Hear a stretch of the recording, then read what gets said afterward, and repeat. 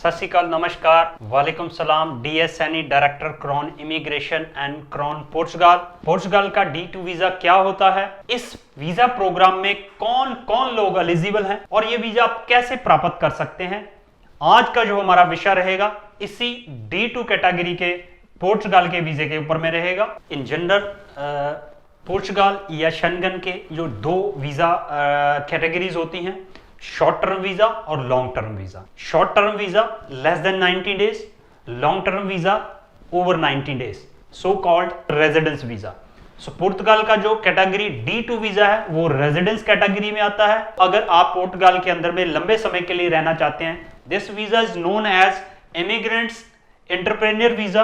इस वीजा को हम इंडिपेंडेंट प्रोफेशनल वीजा करके भी बोल सकते हैं, या ये स्टार्टअप वीजा जो यहाँ पे अपना कारोबार बिजनेस स्टार्ट करना चाहते हैं तो ये स्टार्टअप वीजा करके भी इसको हम बोल सकते हैं। D2 कैटेगरी वीजा के लिए कौन कौन लोग जो हैं एलिजिबल हैं, कौन लोग इस वीजा को ले सकते हैं, उसके बारे में मैं डिफाइन करूंगा। D2 visa for the entrepreneur, जो पोर्टुगाल के अंदर में बिजनेस करना चाहते हैं, एंटरप्रेन्योर जो हैं, अगर वो पोर्टुगाल में अपना बिजनेस एस्टेब्लिश करना चाहते हैं तो D2 कैटेगरी वो वीजा वो अप्लाई कर सकते हैं। दूसरे इंडिपेंडेंट प्रोफेशनल्स जैसे कि IT प्रोफेशनल्स हैं, डॉक्टर्स हैं, फाइनेंशियल एडवाइजर्स हैं, वेल्थ मैनेजमेंट एडवाइजर्स हैं या कंसल्टेंट्स हैं, वो सारे प्रोफेशनल्स जो हैं इस D2 कैटेगरी वीजा को अप्लाई कर सकते हैं। स्टार्टअप वीजा, स्टार्टअप जिन्होंने अपना प्रोजेक्ट को स्टार्ट करना है, जिनके पास में कोई इनोवेटिव और टेक्निकल आइडियाज हैं या टेक्निकल कोई प्रोजेक्ट है या कोई किसी तरह का सॉफ्टवेयर डेवलप करते हैं या कोई IT में कोई इनोवेशन है आपके पास में, तो वो स्टार्टअप अपना पुर्तगाल में करना चाहते हैं तो वो सारे लोग D2 वीजा अप्लाई कर सकते हैं। इसके अलावा इन्वेस्टर्स जो अपनी कंट्री से बैठे बैठे पोर्टुगाल के अंदर में किसी तरीके की इन्वेस्टमेंट करना चाहते हैं, बिजनेस के अंदर में इन्वेस्टमेंट करना चाहते हैं, कोई रिटेल स्टोर खोलना चाहते हैं, कोई इंपोर्ट एक्सपोर्ट करना चाहते हैं, any kind of investment they can do, that is called investor, वो भी अपना D2 वीजा है अपनी होम कंट्री से अप्लाई कर सकते हैं। इसके अलावा जो कंपनी ओनर्स हैं, जो कंपनी शेयर होल्डर्स हैं, जो कंपनी बोर्ड ऑफ डायरेक्टर्स हैं, आपकी किसी दूसरी कंट्री में ऑफिस है, उसका ब्रांच ऑफिस आपने खोला, उसके जितने भी शेयर होल्डर हैं, बोर्ड ऑफ डायरेक्टर्स हैं या फिर कंपनी के ओनर्स हैं, पार्टनर हैं, वो सभी के सभी अपना D2 वीजा जो है होम कंट्री से, अपनी खुद की कंट्री से D2 वीजा अप्लाई कर सकते हैं। तो आप D2 वीजा प्राप्त कैसे करें, D2 वीजा आप ले कैसे सकते हैं, उसके बारे में मैं डिफाइन करूंगा। D2 वीजा लेने के लिए आपके पास में एक इनोवेटिव बिजनेस प्लान या एक कोई भी आइडिया कि आप पोर्टुगाल के अंदर में आके करना क्या चाहते हैं, आप किस तरीके का काम करना चाहते हैं, ये एक छोटा सा एक आपके पास में आइडिया या कोई उसके ऊपर में रिसर्च होनी चाहिए। उसके अलावा इंपॉर्टेंट है आपके पोर्टुगीज टेरिटरी के साथ में क्या कनेक्शंस हैं, क्या आपके पोर्टुगीज टेरिटरी के साथ में कोई कनेक्शन एस्टेब्लिश हैं, क्या आप पहले कभी आए हो, क्या वहां पे आप किसी को जानते हो जो आपको वो इंफॉर्मेशन दे रहा है और वो इंफॉर्मेशन जाके आपने प्रैक्टिकल शेप में कन्वर्ट करनी है, तो आपके कनेक्शंस किस तरीके के हैं पोर्टुगीज टेरिटरी में before going to start visa business और before applying this type of visas, D2 visa. इसके अलावा बजट ऑफ इन्वेस्टमेंट, आपका एक छोटा सा इन्वेस्टमेंट और बजट, ये तीन चीजें अगर आपके पास में है तो आप इस वीजा को अप्लाई कर सकते हैं। इसका प्रोसेस क्या है इस वीजा को अप्लाई करने का? सबसे पहले अगर आप किसी भी कंट्री में बैठे हो, आपके पास में कोई बिजनेस प्लान है, तो हम कहते हैं कि आप यहां पे अपना कंपनी फॉर्मेशन करें, कंपनी क्रिएट करें।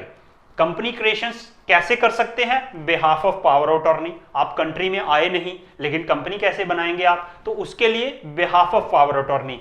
अगर आप वहां से अपने यहाँ के किसी भी रिप्रेजेंटेटिव को, किसी भी लॉयर को, किसी भी कंसल्टेंट को एक पावर ऑफ अटॉर्नी बना के भेजते हैं, और जो power attorney should be apostilled by ministry of foreign affairs से टेस्टेशन होनी चाहिए, या फिर पोर्टुगीज कॉन्सुलेट जो आपकी कंट्री में है वहां से टेस्टेशन होनी चाहिए।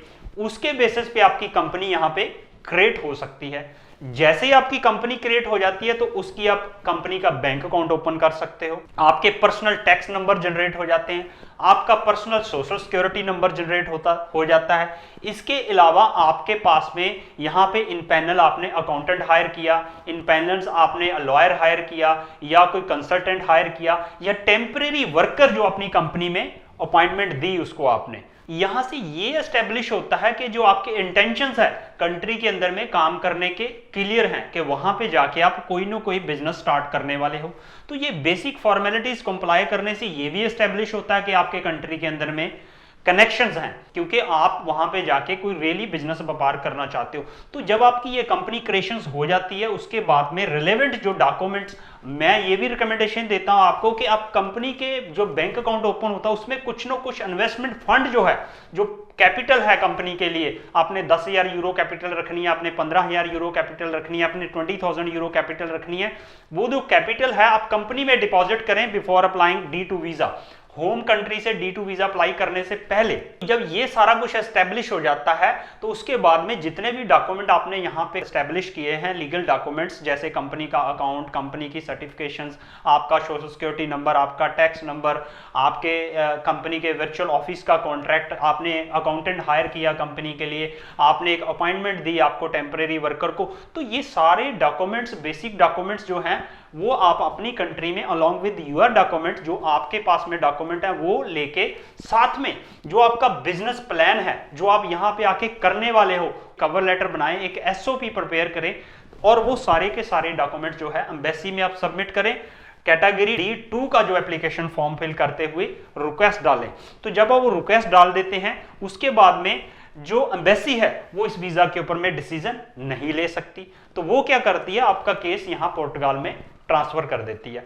आपका केस जब पुर्तगाल में सेफ, जो इमिग्रेशन रिलेवेंट अथॉरिटी है, इस केस के ऊपर में डिसीजन लेने के लिए उसके पास आ जाता है, तो इमिग्रेशन वेरिफिकेशन के लिए भेजती है टैक्स ऑफिस को, सोशल सिक्योरिटी ऑफिस को आपका केस, कि ये जो आप कंपनी क्रिएशंस है कि ये जेन्युइन कंपनी है, ये जो सोशल सिक्योरिटी में बराबर रजिस्ट्रेशन हुई है, ये जो कंट्रीब्यूशंस एम्प्लॉइज की हो रही है, या आपकी सोशल सिक्योरिटी कोई पे हो रही है as a shareholder, as a owner of the company, तो ये यहां से कंफर्मेशन जाती है सेफ इमिग्रेशन की ओर से एम्बेसी को। इसके लिए 2 to 3 मंथ का टाइम लगता है, 2 से लेकर 3 महीने का टाइम लगता है। जब कंफर्मेशन आपको होम कंट्री में जाती है, तो एम्बेसी फिर आपकी इंटरव्यू कंडक्ट करती है, बेसिक इंटरव्यू एम्बेसी भी कंडक्ट करती है कि आपने कंपनी कैसे क्रिएट की, आपने वहां पे अपॉइंटमेंट्स कैसे की, फ्यूचर में जाके आप क्या करेंगे, बजट ऑफ इन्वेस्टमेंट कहाँ है आपकी, प्लान ऑफ बिजनेस SOP क्या है आपकी, रिसर्च आपने क्या की हुई है। तो बेसिक इंफॉर्मेशन जो है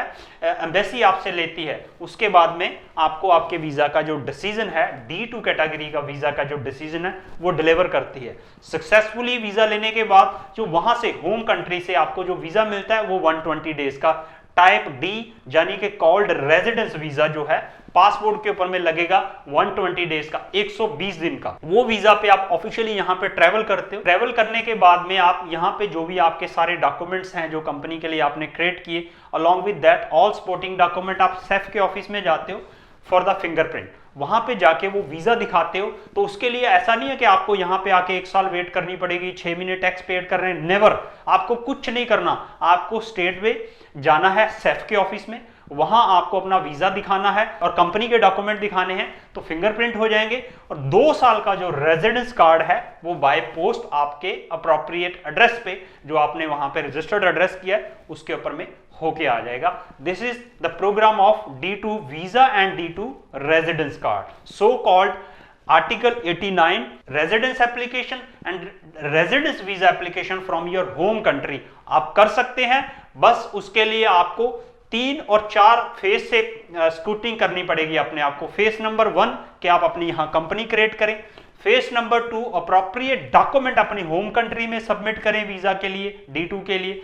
वीजा लेने के बाद आप यहां पे आए और रेजिडेंसी के लिए आप सेफ के ऑफिस में जाके बायोमेट्रिक करें, आपका 2 साल का जो रेजिडेंस कार्ड है आ जाएगा। और उसी के बेसिस पे आप यहां पे जो आपने प्लान किया है बिजनेस का, शॉप खोलनी है, मोबाइल शॉप खोलनी है, बड़ी इन्वेस्टमेंट करनी है, छोटी इन्वेस्टमेंट करनी है, वो आप डिसाइड कर सकते हैं। इंफॉर्मेशन में आपको देने की कोशिश किया कि आपको प्रायर इन्वेस्टमेंट करने की जरूरत नहीं है। मैं ये नहीं कह रहा आपको कि आप पहले ही इन्वेस्टमेंट कर दें। इन्वेस्टमेंट तो आपको लेटर स्टेज पे करना है। पहले आपको डेमोस्ट्रेट करना है, एस्टेब्लिश करना है आपकी जेन्युइननेस, आपकी जो बिजनेस प्रोजेक्ट और प्लान है वो ही प्रेजेंट करना है कि ये मेरा बिजनेस प्लान है, ये मेरे कंट्री के साथ में रिलेशन है और ये मेरे पास में बजट पड़ा है। This is the 3 important step in order to get D2 visa. Of Portugal. So ये इंफॉर्मेशन मैंने आपको D2 वीजा की कंप्लीट नहीं दी। अभी इसके अलावा जो मेरी नेक्स्ट वीडियो आप देखेंगे, मैं एक और नेक्स्ट वीडियो पब्लिश करने जा रहा हूं शॉर्टली, उसके अंदर में मैं प्रैक्टिकल क्वेश्चन एंड आंसर का रिप्लाई करूंगा D2 वीजा के कैटेगरी के ऊपर में, क्योंकि उसके बीच में जो रियल इन्वेस्टर्स हैं, जो रियल बिजनेस पीपल्स हैं या रीसेटलमेंट सीकर्स हैं, डिफरेंट कंट्री में पार्ट ऑफ द वर्ल्ड बैठे हुए हैं, तो वो जो रियल क्वेश्चंस करते हैं, मैं आपके सवालों का जवाब दूंगा। और मेरी रिक्वेस्ट है, आप मेरे इस वीडियो के कमेंट बॉक्स में जाके आप अपना कमेंट्स रख सकते हैं, अपना सवाल रख सकते हैं, क्योंकि नेक्स्ट वीडियो D2 वीजा के ऊपर में स्पेशली जो सवालात होते हैं कि हम वीजा कैसे अप्लाई करें, प्रोसेस क्या होगा, कितनी इन्वेस्टमेंट चाहिए, वो एक FAQ जो क्वेश्चन आंसर है उनका मैं रिप्लाई करूंगा। सो नेक्स्ट वीडियो के लिए आप मेरे चैनल को अभी से सब्सक्राइब कर लें, ताकि आप तक बेहतरीन, करेक्ट और सही और दुरुस्त इंफॉर्मेशन टाइमली पहुंच सके। नेक्स्ट एपिसोड में D2 वीजा के क्वेश्चन आंसर लेके मैं यानी कि DS सैनी आप तक हाजिर होऊंगा। तब तक के लिए मुझे दीजिए इजाजत।